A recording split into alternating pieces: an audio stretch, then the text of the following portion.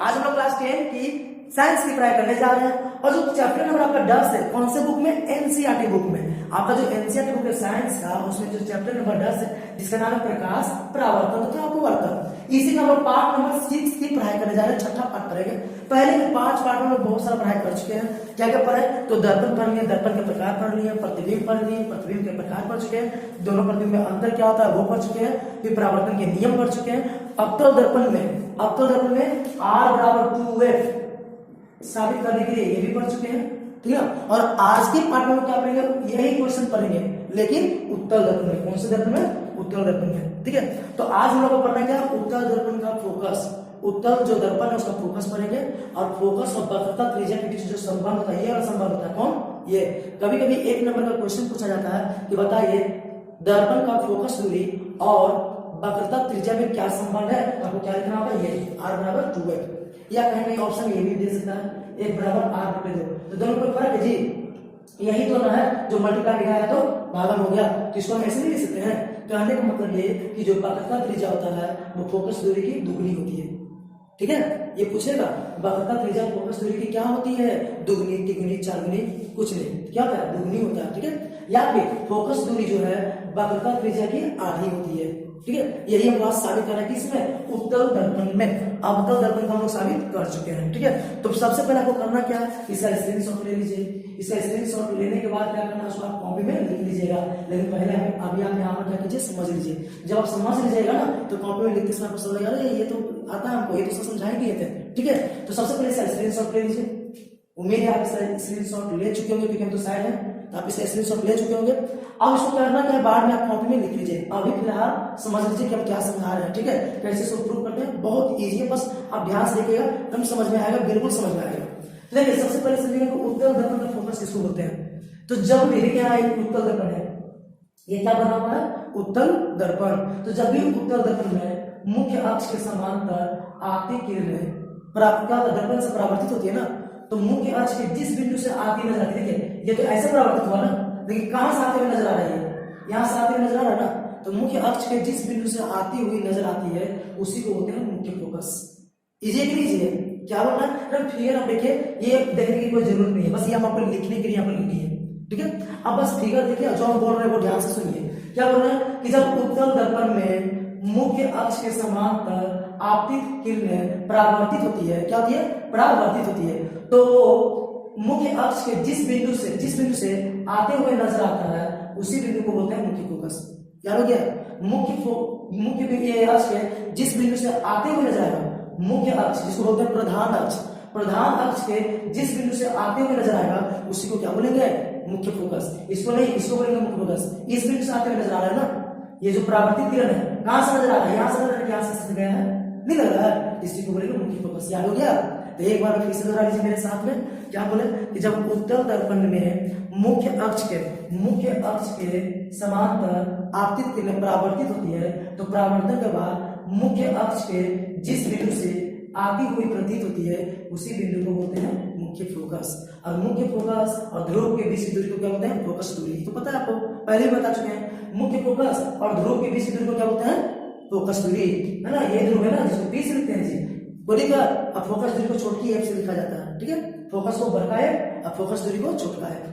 चलिए अब हमको साबित क्या करना है, साबित ये करना है कि जो फोकस दूरी है ना, ये वक्रता त्रिज्या की आधी है। आपको दिखाई दे रहा है कि ये जो फोकस दूरी है इसका आधा नजर आ रहा है, नहीं आ रहा है, ये है वक्रता त्रिज्या है। देखिए यहाँ पर लिखा हुआ है कि PC जो है वक्रता त्रिज्या जिसको हम बोलते हैं R, और फोकस दूरी क्या है, PF है जिसको बोलते हैं छोटकी PF, ये फोकस दूरी जिसको बोलते हैं छोटकी है। कोई दिक्कत नहीं। तब यहाँ पर क्या लिख दिए हैं वो यहाँ पर बता रहा है, ठीक है। आपको यहाँ पर देखने की कोई जरूरत नहीं पड़ेगा, क्यों, क्योंकि बस आप यहाँ पर समझ लीजिए क्या लिखे हैं। देखिए ये कि माना M डैश, माना M डैश एक उत्तल दर्पण है, बोलिए क्या, माना M डैश एक उत्तल दर्पण है जिसमें P ध्रुव है, C वक्रता केंद्र है, ठीक है, OPC क्या है, प्रधान अक्ष है, क्या प्रधान अक्ष जिसको बोलते हैं मुख्य अक्ष, बोलिए क्या।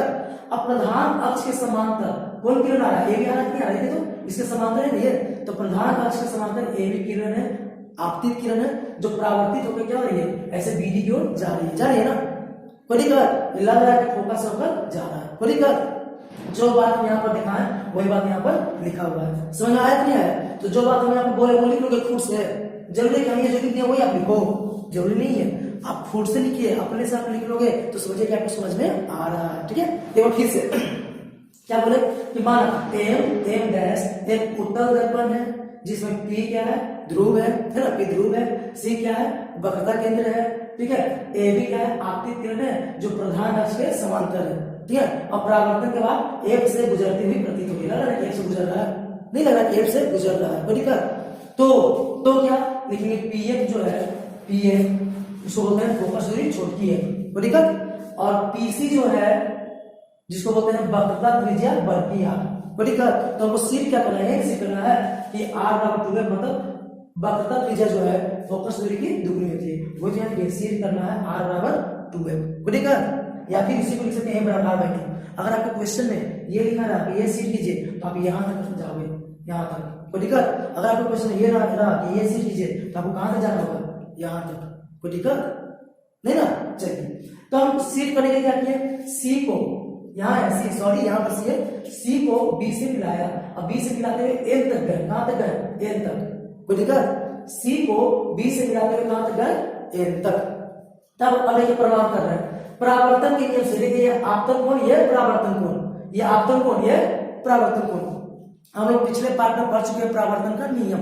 परावर्तन का नियम कहता है कि आपतन कोण परावर्तन कोण इक्वल होता है, क्लियर, आपतन कोण परावर्तन कोण बराबर होता है। तो यहाँ देखिए आपतन कोण ये है ना, इसका क्या नाम है, इसका नाम आप लिख सकते हैं एंगल ए बी एन, है ना। तो एंगल ए बी एन बराबर एंगल डी बी एन, ये है परावर्तन कोण। देखिए यहाँ पर लिख दिया है आई, आई माने आपतन कोण, आर, आर माने परावर्तन कोण, क्लियर हुआ। तो एंगल ए बी एन बराबर एंगल डी बी एन, कहां से, परावर्तन के नियम से, दिक्कत है नहीं। अब यहाँ पर ध्यान से क्या ऐसा पढ़े, कभी मैथ में ऐसा पढ़े हो क्लास 7-8 से, इसको बोलते हैं सीसा विमुख कोण, ये दोनों बराबर होता है, नहीं पढ़े ऐसा, कहीं भी ऐसा कर दीजिए, ऐसा कर दीजिए, इसको बोलेंगे सीसा विमुख कोण, क्या बोलेंगे, सीसा विमुख कोण, ये दोनों क्या होता है, बराबर होता है।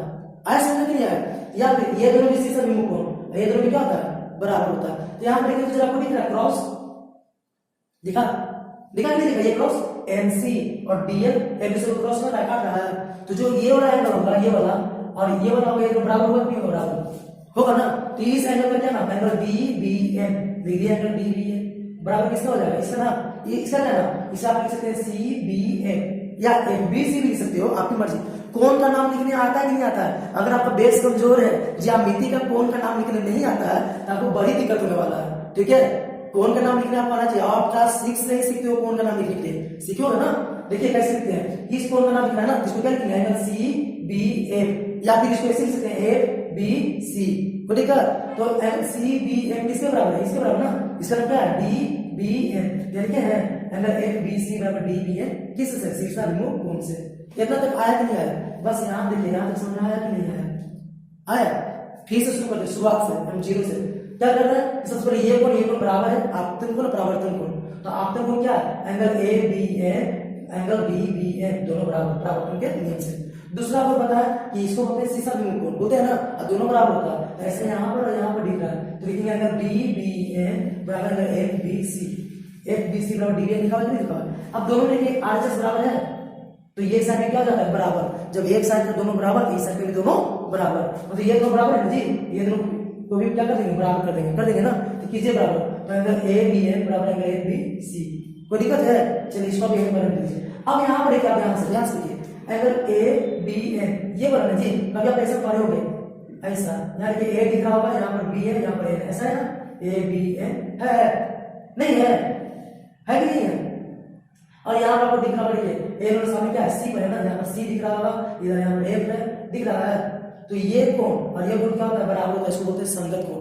पढ़े कि नहीं पढ़े, ये कोण क्या होता है, बराबर होता है, इसको बोलते हैं संगत कोण। तो यहाँ पर ऐसे दिख रहा है, जरा दिख रहा है कि नहीं दिख रहा है, तो क्या लिख सकते हैं, एंगल ए बी एन बराबर एंगल बी सी एफ, लिख सकते हैं कि नहीं लिख सकते हैं, एंगल ए बी एन बराबर एंगल बी सी एफ संगत कोण से। तो ठीक है, कौन सा कोण, संगत कोण। जब भी ऐसा आपको दिखेगा तो बोलेंगे संगत कोण। तो दिख रहा है ना, ये वाला एंगल और ये वाला एंगल नहीं दिख रहा है, वो दिख रहा है, एंगल ए बी एन ये वाला एंगल बी सी एफ ये वाला बराबर हो गया, नहीं हो गया। तब यहाँ पर देखिए, यहाँ पर आपको दिख रहा है कि ये वाला बराबर है, दिख रहा है, ये दोनों बराबर, तो ये दोनों भी बराबर हो जाएगा। आप जैसे इधर दिए, ये कितने किए, तो इसमें क्या लिखा हुआ है FBC, इसमें लिखा है BCA, FBC बराबर BCA। यहाँ तो कोई दिक्कत है आपको, कोई भी प्रॉब्लम है यहाँ पर? नहीं ना, समझ में आ रहा है? चलिए अब FBC और BCA क्या हो गया आपका, बराबर हो गया। तो FBC ये वाला कोण और BCA और देखिए तो जरा त्रिभुज BCF में जब दो कोण बराबर इसको क्या बोलते हैं, समद्विबाहु त्रिभुज। याद हुआ? आता है ना आपको कि जब भी दो कोण बराबर उसको क्या बोलते हैं, समद्विबाहु त्रिभुज। ठीक है ना, समद्विबाहु त्रिभुज के दो भुजाएं क्या होती है, बराबर होती है। तो ये वाला इसके बराबर हो जाएगा, नहीं हो जाएगा? तो लिख देंगे BF बराबर CF, बराबर BF बराबर CF। अब ये B यहाँ पर रहता ना, अब माना कि B बिंदु P के बहुत नजदीक है, B बिंदु P के बहुत नजदीक होगा, तो होगा क्या कि BF और PF दोनों बराबर होगा कि नहीं होगा? आपको ये लिखना है कि B बिंदु P के बहुत नजदीक हो तब BF और PF बराबर, BF और PF बराबर। कोई दिक्कत? अब यहाँ पर देखिए ये दोनों फिर से बराबर हो ना, तो ये दोनों क्या हो जाएगा, बराबर होगा ना। तो लिख देंगे PF और CF क्या हो जाएगा, बराबर हो जाएगा। कोई दिक्कत? समीकरण 1 और 2 से PF और CF बराबर, यहाँ तो कोई दिक्कत है नहीं है। अब यहाँ देखिए PF तो ये वाला है ना, CF ये वाला है, तो CF की जगह लिख सकते हैं, जैसा हम पिछला पाठ में बताते हैं। यहाँ पर लिखा हुआ है आपका C, यहाँ पर लिखा हुआ है A, यहाँ पर लिखा हुआ है P, है ना। तो हम उसको CF की जगह लिख सकते हैं क्या कि PC माइनस PF। अगर PC में से हम PF बनाएंगे क्या बचेगा, CF बचेगा, क्यों बचेगा? तो CF की जगह लिख सकते हैं PC माइनस PF, नहीं यहाँ पर लिखेंगे CP की जगह, यहाँ CF की जगह क्या लिखेंगे, PC माइनस PF। ये माइनस PF इधर गया तो प्लस में PF, ये PC को इसी रह गया। अब PF और PF 2PF, यहाँ PC का PC, बराबर 2 का 2, अब PF यानी PF की जगह क्या लिखना है, छोड़ के अपना लिख दिए, छोड़ के PC का क्या लिखना है, भर किया R, हो गया ना। इसी को सीधा लिख दीजिए तो R बराबर 12, हमको यही साबित करना था, R बराबर 12 हो गया साबित। नहीं, अब इसी को दो गुना में इधर जाकर क्या जाएगा, भागा में जाकर नहीं जाएगा, तो क्या जाएगा 1 बराबर R बटे 2 हो जाएगा ना। मतलब फोकस दूरी जो है वक्रता त्रिज्या की आधी होती है। इस प्रकार से हम इसको क्या कर सकते हैं, साबित कर सकते हैं। ठीक है, तो आपको करना क्या है, स्क्रीनशॉट पहले ही ले लेना है वीडियो के शुरुआत में, क्योंकि वीडियो के बाद में क्या हो जाता है, हम गड्ढा कर देते हैं, है ना, तो आपको दिक्कत हो जाएगा। तो वीडियो को शुरू में क्या कीजिएगा, स्क्रीनशॉट ले लीजिएगा। उम्मीद है आपको समझ में आ गया होगा। और फिर से बोलते हैं ये जो क्वेश्चन है एग्जाम के व्यू से बहुत ही खास क्वेश्चन है। ठीक है, एग्जाम के व्यू से बहुत खास क्वेश्चन है, इससे बहुत सारे क्वेश्चन पूछा, ये तो पूछा ही जाएगा कि R बराबर 2 साबित करके दिखाइए, ऐसा ऑब्जेक्टिव पूछा जा सकता है। ऑब्जेक्टिव कैसे पूछा जा सकता है, कैसे पूछा, बोलिए फोकस दूरी जो है 15 सेंटीमीटर है, तो वक्रता त्रिज्या क्या होगा, तभी बताया ना, फोकस दूरी जो होता है वक्रता त्रिज्या की आधी होती है। मतलब वक्रता त्रिज्या क्या होगा, फोकस दूरी का दुगना ना, वक्रता त्रिज्या R 2 अपना 2 से गुना करेंगे ना, तो 2 से इसे गुना करके कितना जाएगा, 30 सेंटीमीटर। कोई दिक्कत? तो ऐसा ऑब्जेक्टिव आ सकता है, आप ऑब्जेक्टिव को भी इससे सॉल्व कर सकते हो। और ये क्वेश्चन जब भी आएगा तो लॉन्ग में आएगा आपको साबित करने को, ठीक है ना, तो आपको नंबर अच्छा दिला सकता है। तो फिर से मिलते हैं अब अगले वीडियो में। अगले वीडियो में क्या लेकर आएंगे, तो अवतल दर्पण में जो प्रतिबिंब बनता है उसका क्या क्या नियम है, ठीक है ना, या किसी भी दर्पण में जो प्रतिबिंब बनता है उसका क्या क्या नियम है, वो लेकर हम अगले वीडियो में आते हैं। उसके बाद अवतल दर्पण में जो प्रतिबिंब बनता है वो बताएंगे। ठीक है, आज के इतना ही करते हैं, उम्मीद आपको समझ में आया होगा। तो इसे बोलना चाहेंगे कि इसको जरूरी है, बहुत जरूरी क्वेश्चन, इसको समझ ही लीजिएगा, एक नहीं तो 2 बार में आप इसको समझ लीजिएगा और प्रैक्टिस कर लीजिएगा, ये क्वेश्चन एग्जाम में आने वाला होता है। ठीक है, तो मिलते हैं अगले वीडियो में।